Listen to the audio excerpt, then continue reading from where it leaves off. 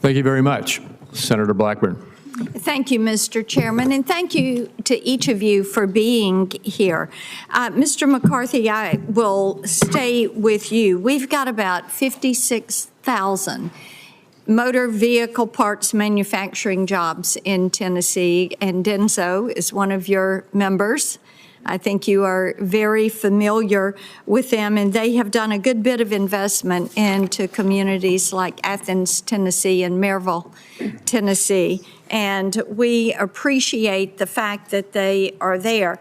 But as we look at USMCA, one of the questions that we have to ask is, has this agreement increased opportunities? Has it increased competitiveness for companies like DENSO?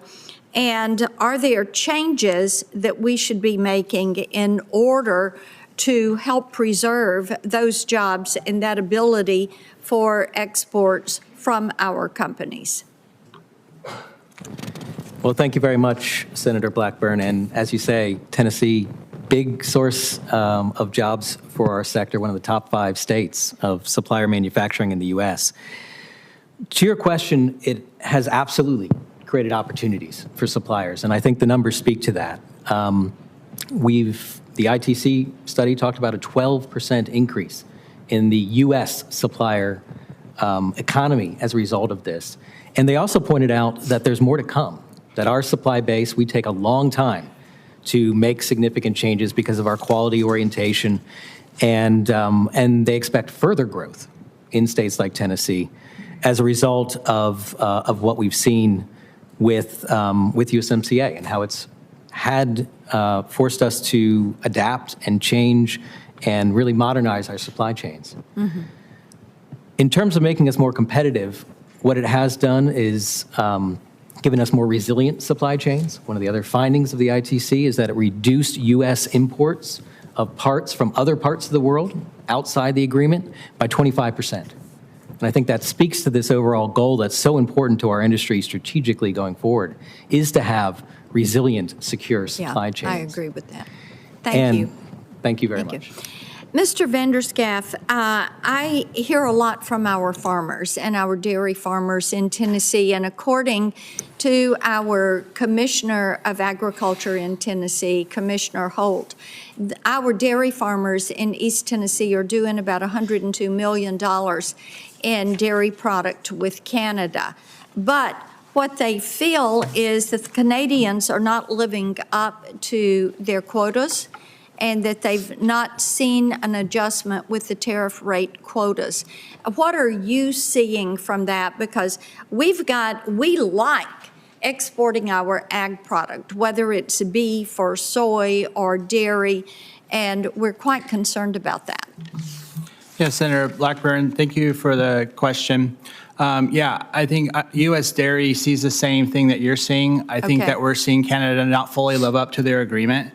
That's what we're asking for here today, is that we can modify language or bring Canada to the table to discuss the shortfalls and to try to improve the language within the agreement. Well, it's helpful to hear from you that you all see the same thing. Yes. Because when I asked the commissioner for the top issues, this was one of those, the fact that these quotas are not being fulfilled. Yes. So thank you for that. Chair Brady, good to see you. Good to see you, Senator. And so appreciative for your good work. In Tennessee, we have Ford, Volkswagen, Toyota, GM, Nissan.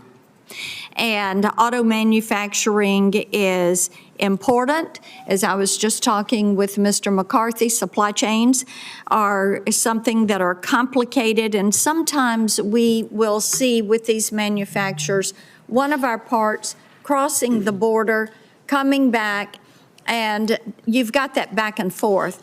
So talk to me about how we can simplify this administrative and compliance burden that are on these companies so that we're preserving that manufacturing here. Yes, Senator, and I'm hopeful the review takes steps to simplify to really streamline that process. Rules of origin are working for their mission, but the compliance is extremely burdensome.